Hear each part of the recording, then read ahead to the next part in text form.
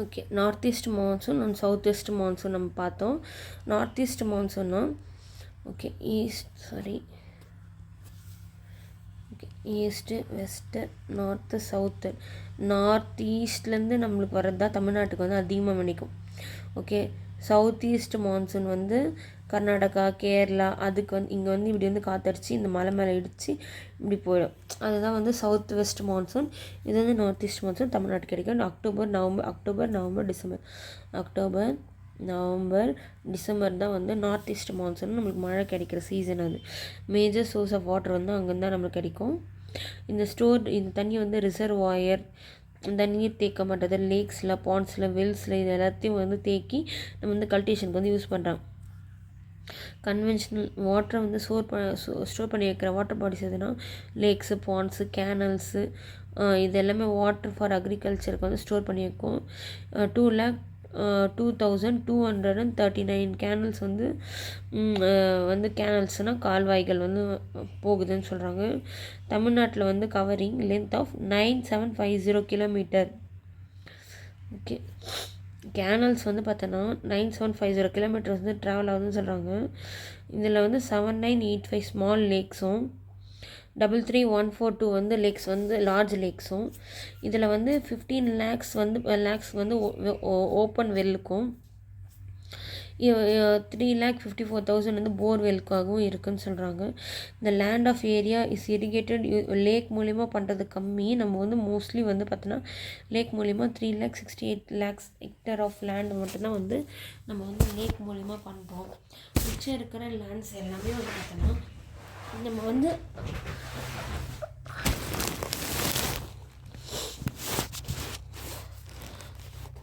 இந்த canals provided water வந்து பார்த்தோன்னா மற்ற இருக்கிற வாட்ரு வந்து பார்த்தோன்னா 6.68 லேக்ஸ் ஹெக்டர் வந்து கேனல்ஸ்க்கு வந்து யூஸ் பண்ணுறோம். போர்வெல்ஸ் வந்து பார்த்தோன்னா 4.98 லேக்ஸ் ஹெக்டர்ஸ் வந்து போர்வெல்லுக்காக யூஸ் பண்ணுறோம்.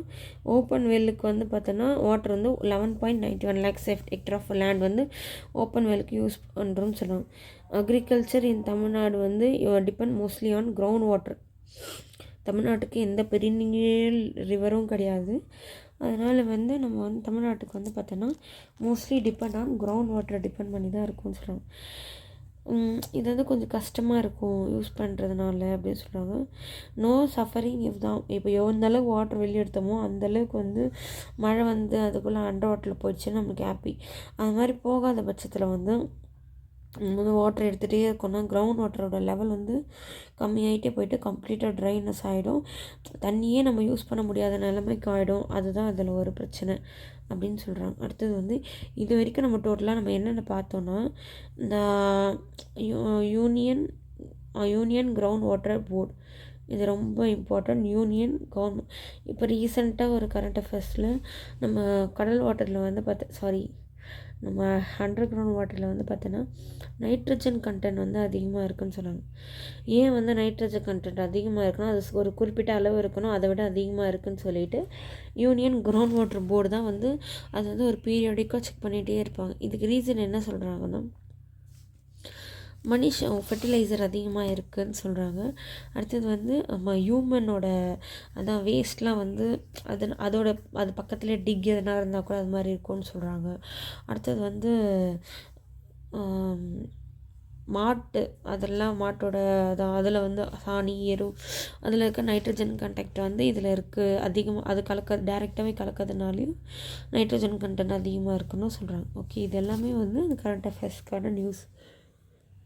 இது வரைக்கும் நம்ம இதெல்லாம் தெரிஞ்சுன்றது என்னென்னா தமிழ்நாடோட அக்ரிகல்ச்சர் மொத்தமே கிரவுண்ட் வாட்டர் லெவலில் டிபெண்டாக இருக்குது. இது வந்து ரொம்ப அர்ஜென்ட்டு. அண்ட் இது வந்து ரெகுலேட் பண்ணணும். கிரவுண்ட் வாட்டரை வந்து நம்ம வந்து ரெகுலேட் பண்ணுறது ரொம்ப முக்கியம்னு சொல்கிறாங்க. இது ரொம்ப இம்பார்ட்டண்ட் ஃபார் சஸ்டெயினபிள் ஃபார்மிங். ஒரு நிலையான ஒரு விவசாயத்தை வந்து நம்ம எடுத்துகிட்டு வரணும்னு சொல்கிறாங்க. அடுத்தது வந்து விர்ச்சுவல் வாட்டர்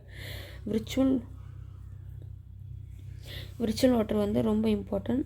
இந்த டேர்ம் விர்ச்சுவல் வாட்டர்ன்ற வந்து எங்கே இன்ட்ரடியூஸ் பண்ணுறது யாருன்னா டோனி ஆலன். ரொம்ப ரொம்ப இம்பார்ட்டன்ட். டோனி ஆலன் 1990 வந்து இன்ட்ரோ பண்ணுறாரு விர்ச்சுவல் வாட்டரை. இந்த water consumed in the production process of an agriculture or industry product is called as virtual water. இப்போது ஒரு நெல்லை வந்து நம்ம உருவாக்கணும்னா அது வந்து எவ்வளோ தண்ணி அதை எடுத்துன்ட்டு அதை வளருது அப்படின்றத வந்து நம்ம சொல்கிறது தான் வந்து விர்ச்சுவல் வாட்டர். இது வந்து இண்டஸ்ட்ரியல் ப்ராடக்ட்டுக்கும் பொருந்தும். இண்டஸ்ட்ரி ப்ராடக்ட்னால் எப்படி சொல்கிறது, இப்போ வந்து ஒரு கப் ஆஃப் நூடுல்ஸ் மேக் பண்ணுறோன்னா அந்த நூடுல்ஸை வந்து அவங்க செய்யறதுக்கு எவ்வளோ தண்ணி எடுத்துட்டாங்கன்றது தான் விர்ச்சுவல் வாட்டர். இதை வந்து அக்ரிகல்ச்சருக்கும் பொருந்தும், ஒரு இண்டஸ்ட்ரியல் ப்ராடக்ட்டுக்கும் பொருந்தும். இப்போ கார் கூட எடுத்துக்கலாம். இப்போ கார் வாஷ் பண்ணுறது, க்ளீன் பண்ணுறது, பெயிண்ட் பண்ணுறது, அதை வந்து ஒரு நியூட்ரல் பண்ணுறது, அதுக்கெல்லாம் எதை வச்சு எப்படி பண்ணுறாங்கன்றத வந்து இது மாதிரி நம்ம தெரிஞ்சுக்கலாம். Okay, the water consumed in the production process of the agriculture or industrial product is called as virtual water. Okay, இதுதான் வந்து சொல்கிறாங்க விர்ச்சுவல் வாட்டர். யார் சொன்னால் டோனி ஆலன். எப்போ பண்ணார்னா 1990 இன்ட்ரடியூஸ் பண்ணேன்.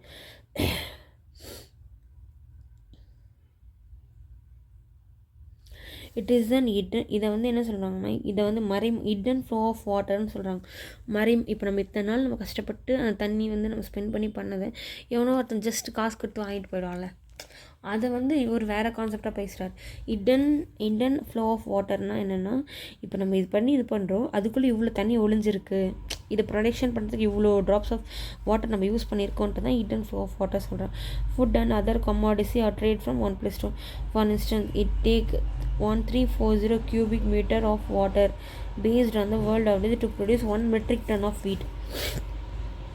ஒரே ஒரு மெட்ரிக் டன் ஆஃப் வீட்டை வந்து ப்ரொடியூஸ் பண்ண 1340 cubic meter of water based on world average. அதாவது உலகத்தோட சராசரியாக வந்து 1 மெட்ரிக் டன்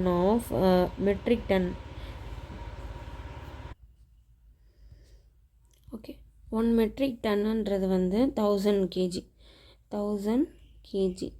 இப்போ வந்து இதெல்லாம் சொல்கிறாங்க, ஒரு metric ton one metric ton of வீட்டை வந்து ப்ரொடியூஸ் பண்ணுற 1 மெட்ரிக் டன் ஆஃப் வீட்டை வந்து கோதுமையை ப்ரொடியூஸ் பண்ண நம்மளுக்கு எவ்வளோ லிட்டர் ஆஃப் வாட்டர் தேவை, கியூபிக் மீட்டர் ஆஃப் வாட்டர் இருக்குன்னா தேவைன்னா 1340 cubic meter of water. Okay, super. 1 cubic மீட்டருன்றது எவ்வளோன்னா 1000 லிட்டர்ஸ். ஓகே, இப்போ 1340 into 1000 என்னப்பா ஏன் அவன் என்ன பண்ண. ஓகே, 1 cubic மீட்டருன்றது வந்து 1000 லிட்ரு அப்படின்னு பார்த்தீங்கன்னா, இப்போ ஓகே 13,40,000 லிட்டர்ஸ் வந்து நமக்கு தேவைப்படுது. எதுக்கு, ஒரே ஒரு டன் ஆஃப் வீட்டை வந்து நம்ம வந்து ப்ரிப்பேர் பண்ணுறதுக்கு. இது வந்து இது மாதிரி நம்ம பண்ணோம், நம்மளுக்கே ஆச்சரியம், இவ்வளோ தண்ணியாக நம்ம வந்து யூஸ் பண்ணுறோம் அப்படின்ற மாதிரி. இப்போது ஒன்றுமே இல்லை, ஒரு சிம்பிள் கால்குலேஷன் போடலாமா. 13,40,000 லிட்டர்ஸை இப்போ நம்ம ஒரு நாளைக்கு வந்து 20 லிட்டர் தண்ணி கேன் நம்ம யூஸ் பண்ணுவோம்ல வீட்டில், அதை வந்து நம்ம யூஸ் பண்ணலாம். ஓகேவா. இப்போ நம்ம பார்த்தோன்னா இப்போ நம்ம வந்து 67,000 டேஸ்க்கு வந்து நம்ம வந்து 1 லிட்டர்ஸ் ஆஃப் வாட்டர் கேனை வந்து யூஸ் பண்ணால் 6 to 12 13. ஓகே, அங்கே பாருங்கள் அதே வேல்யூஷன் வருதா. ஒரு நாளைக்கு நம்ம வந்து 60,000 நாள் வந்து நம்ம வந்து அந்த ஒரு 20 லிட்டர்ஸ் வாட்டர் கேன் நம்ம எப்படி இருந்தாலும் 2 நாள் வச்சுக்கோமா. சும்மா ஒரு அசம்ஷனுக்கு ஒரு 20 litres of water can, mineral water can வந்து நம்ம குடிக்கிறோம் அப்படின்னும் போது, அது மாதிரி இப்போ ஒரு கோதுமையை ப்ரிப்பேர் பண்ணுறதுக்கு நமக்கு தேவையான வாட்டர் வந்து அது ஈக்குவலாக சப்ஸ்டான்ஷியலாக ஈக்குவல் பண்ணும்போது 67,000 நாள் பர் டே வந்து பர் டேக்கு நம்ம 20 லிட்டர்ஸ் கேனை யூஸ் பண்ணி நம்ம வாழ முடியும். அப்போ நம்ம ஒவ்வொரு ஒவ்வொரு விஷயத்த நம்ம யூஸ் பண்ணுறதுன்றது எவ்வளோ பெரிய விஷயம். அதை சொல்லியிருக்காங்க. ஓகே, அதே மாதிரி இட் மீன் திஸ் அமௌண்ட், இந்த வீட்டை வந்து நம்ம எக்ஸ்போர்ட் பண்ணுறோம். அப்போ வந்து இவ்வளோ பயன்படுத்தி நம்ம செலவு செய்து வந்து நம்ம இது பண்ணுறோம்னு சொல்கிறாங்க. இந்தியா வந்து largest global fresh water user வந்து 5th largest exporter of virtual water in the world. India தான் என்ன சொல்கிறாங்கன்னா ஓகே, ஆல் கல்டிவேட்டட் க்ராப்ஸ் வந்து பார்த்தோன்னா ஃபுட் க்ராப்ஸ், நான் ஃபுட் க்ராப்ஸ்னு கிளாஸிஃபை பண்ணுறாங்க. 57% அது total land under food grain cultivation is irrigated.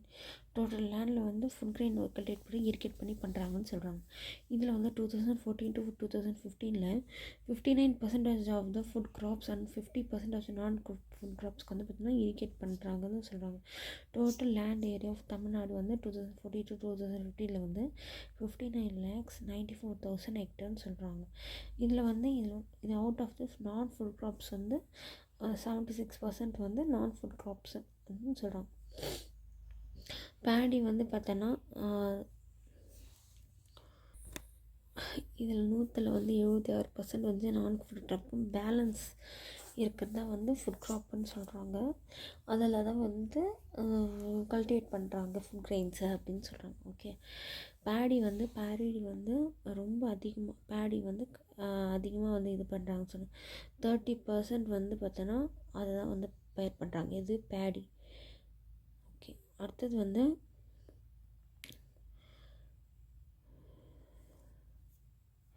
Other food crops வந்து 12%. ஃபுட் க்ராப்ஸில் வந்து நம்ம சாப்பிடக்கூடிய பொருளை தான் வந்து ஃபுட் க்ராப்ஸ்னு சொல்கிறோம். அதில் மேஜராக வந்து பேடியை வந்து 30%, பேடியை வந்து 30%, அதர் ஃபுட் க்ராப்ஸ் வந்து 12% வந்து அதர்ஸ் வந்து இருக்குதுன்னு சொல்கிறாங்க. மைக்ரோ இரிகேஷன் வந்து சொட்டு நீர் பாசனம்னு சொல்லுவாங்க. ஷார்ட்டேஜ் ஆஃப் வாட்டர் வந்து தண்ணி பத்தலைன்னா கம்மியாக இருக்க தண்ணியில் அதிகமாக விவசாயம் பண்ணுறதுக்கு இந்த இரிகேஷன் டெக்னிக் வந்து ஐஎல்டை வந்து கொடுக்கும் ட்ரெடிஷ்னல் மெத்தடை விட. இதுக்கு வந்து கம்மியான தண்ணி இருந்தாலே போதும். ரெகுலர் இன்டர்வல் டைமில் அதாவது வாட்டர் யூசேஜை வந்து நம்ம வந்து பெருக்க முடியுதுன்னு சொல்கிறாங்க. எக்ஸ்பென்ஸ் வந்து கம்மி பண்ணிக்கலாம்னு சொன்னாங்க. Fertiliser is distribution through the water. தண்ணி வழியாகவே நீரை வந்து விட்டுக்கலாம். இந்த யூசேஜ் ஆஃப் ஃபெர்டிலைசர் வந்து ஈல்டு அதிகமாக இருக்கும். இதுக்கு வந்து தமிழ்நாட்டில் வந்து போதுமான தண்ணி இல்லாதப்போ கவர்மெண்ட் வந்து இது வந்து மைக்ரோ இரிகேஷன் சிஸ்டத்தை வந்து இன்வால்வ் பண்ணணும்னு சொல்லி ரொம்ப முயற்சி எடுத்தாங்கன்றது தான் இது இது. ஓகே, அடுத்தது வந்து பார்த்தோன்னா different source of irrigation. Water irrigation வந்து பார்த்தோன்னா வெள்ளி இரிகேட்டட்னா பாசனம் அப்படின்னு அர்த்தம். வெள்ளில் வந்து 62%, கேனலில் வந்து 22%, கால்வாய் சொல்லுவாங்க. ஓகே, லேக்ஸுன்றது வந்து பார்த்தோன்னா 14%. குளங்கள் மூலிமா பாசனங்கள் அப்படி நதி குளம் தான். ஓகே, சோளம் வந்து பார்த்தோன்னா 7%. ஃபஸ்ட்டு வந்து பேடிக்கு வந்து 30%.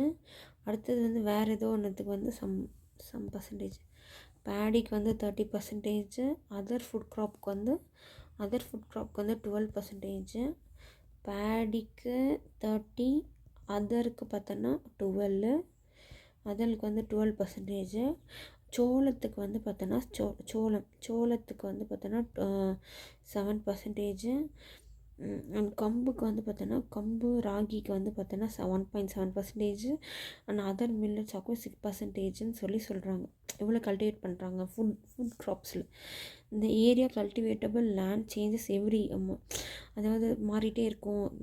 மழை, water, weather and market price பொறுத்து அதோட கல்டிவேஷன் வந்து மாறுபடும்னு சொல்கிறாங்க.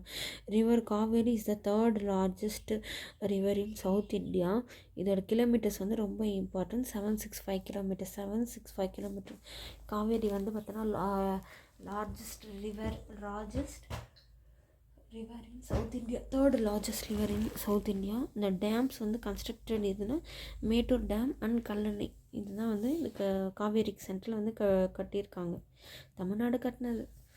ஓகே, அடுத்தது வந்து decadal growth in agriculture. Total quality of food grain produced in Tamil Nadu இந்த இயர் எவ்வளோ total quality of food grain produce பண்ணியிருக்காங்க 2014 to 15 வரைக்கும்னா 27,35,000 tons வந்து ப்ரொடியூஸ் பண்ணியிருக்காங்க. இதில் பேடி மட்டும் பார்த்தோன்னா 80 lakhs டன் பேடி வேணால். ஏன்னா 30% ஆஃப் லேண்ட் 30% வந்து அதை கல்டிவேட் பண்ணும்போது அதோட அவுட்புட் வந்து எவ்வளோ இருக்குது 80 lakhs tons வந்து இருக்குதுன்னு சொல்கிறாங்க.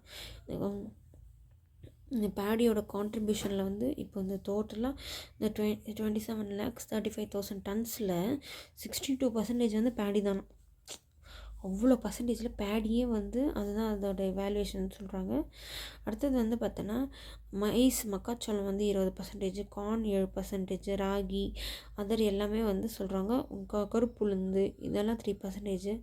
Other fruit crop contributes with a very மியர்ஜ்ட் amount to the total food production in Tamil Nadu. Okay, the amount of food production varied on the amount of land being cultivated. Okay, அடுத்தது வந்து பார்த்தோன்னா the yield of food production, the amount of production depend not only on the area but also the production of the crops. அதாவது வந்து நம்மளுக்கு என்ன தான் இது பண்ணாலும் அந்த அந்த ஈல்டு வந்து அது நல்லா இருந்தால் தான் வந்து ஹை குவாலிட்டியான வந்து நம்மளுக்கு ப்ரொடக்ஷன் வந்து அதிகமாக கிடைக்கும். இந்த production capacity of the paddy in தமிழ்நாட்டில் பார்த்தோன்னா 4429 kg per hectare சொல்கிறாங்க. இது வந்து 2020 எல்லாமே 2014 to 2050 ரிப்போர்ட் பண்ணி. ஒரு ஹெக்டர் வந்து நீ பேடி வந்து நீ கல்டிவேட் பண்ணினா உனக்கு வந்து பர் ஹெக்டருக்கு வந்து பார்த்தோன்னா 4429 kg வந்து. ஓகே, நம்ம பேடி வந்து நம்ம வந்து கால்குலேட் 1 ஹெக்டர்னால் என்னென்னா 3.471 ஏக்கர்ஸ் தான் வந்து 1 ஹெக்டர் சொல்லுவோம். அடுத்தது வந்து பார்த்தோன்னா production capacity of the paddy in Tamil Nadu வந்து பார்த்தோன்னா 4429 kg per hectare சொல்கிறாங்க. திஸ் கெப்பாசிட்டி வந்து பார்த்தோன்னா 2010 to 2011 வந்து 3039 kilograms சொல்கிறாங்க.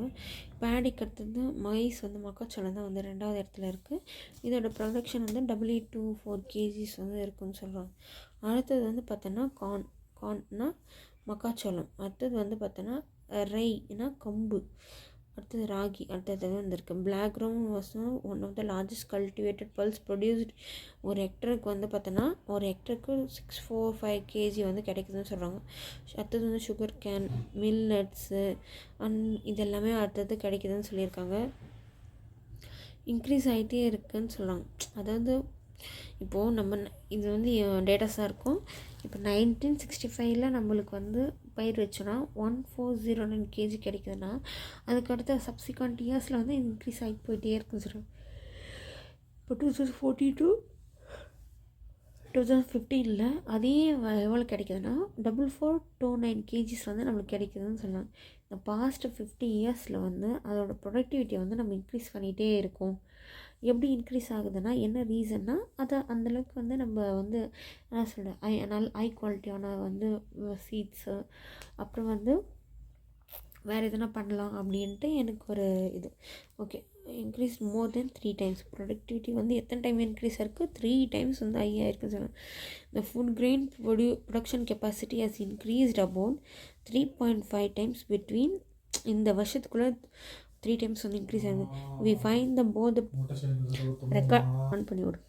எப்படி வேணும் உனக்கு? We find both the productivity and food production in Tamil Nadu continue to increase under the food grain cultivation reduce the same period. Okay, இது எல்லாமே சேம் தான், ஒன்றும் ப்ராப்ளம் இல்லை. அடுத்தது வந்து பார்த்திங்கன்னா ரீகேப் வந்து the number of people involved in agriculture and land cultivation வந்து டிக்ளைன் ஆகிருக்கு. மார்ஜினல் ஃபார்மர்ஸ் வந்து ஓவரால் இந்தியாவில் இன்க்ரீஸ் ஆகிருக்கு, தமிழ்நாட்டில் கம்மியாக இருக்குது. ஏன்னா இவங்க வந்து வேறு வேலையை செய்ய ஆரம்பிச்சிட்டாங்க. டோட்டல் ஜியோகிராஃபிக்கல் ஏரியாவில் வந்து 1% வந்து under cultivated only 1% is in under cultivate. இப்போ மொத்தத்தில் 1% தான் கல்டிவேட் ஆகிருக்கு. மிச்சம் 1/4 4ல் 1 பங்கு மட்டும்தான் கல்டிவேட் ஆகிருக்கு. மிச்சம் இது வந்து எல்லாமே வந்து பார்த்தோன்னா ஃபேலோனாக இருக்குது. ஃபேலோனா யூஸ் பண்ண முடியாத தரிசு நிலமாக இருக்குதுன்னு அர்த்தம். இந்த area with good water facility வந்து cultivated up to 3 times in a year. Okay, north west மூன்சூனில் நம்மளுக்கு வந்து இந்த கேரளா கர்நாடகா அங்கே வந்து நல்ல மழை கிடைக்கும். South west monsoon. North west மூன்சூன்னா தமிழ்நாட்டுக்கு வந்து main source of agriculture.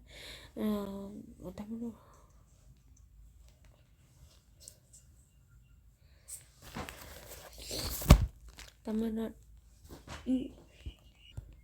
Okay, அடுத்தது வந்து க்ராப் வந்து டிவைட் பண்ணுறோம். ஃபுட்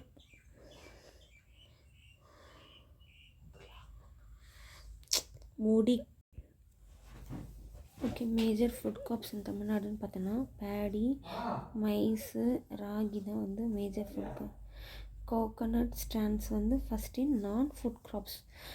நான் ஃபுட் க்ராப்ஸில் வந்து இது ரொம்ப இம்பார்ட்டன்ட். இது நம்ம உள்ளே படிக்கவே இல்லை, பாக்ஸில் இருக்க பாருங்க. கோகோனட் தான் வந்து நான் ஃபுட் க்ராப்ஸ்லேயே ஃபஸ்ட்டு இருக்குதுன்னு சொல்கிறாங்க. ரீசன்ட் ரிசர்ச்சில் என்ன சொல்கிறாங்கன்னா, ப்ரொடக்டிவிட்டி ஆஃப் க்ராப் வந்து ஸ்டெடியாக இன்க்ரீஸ் ஆகிட்டே இருக்குது அப்படின்னு சொல்கிறாங்க. அவ்வளோதான்.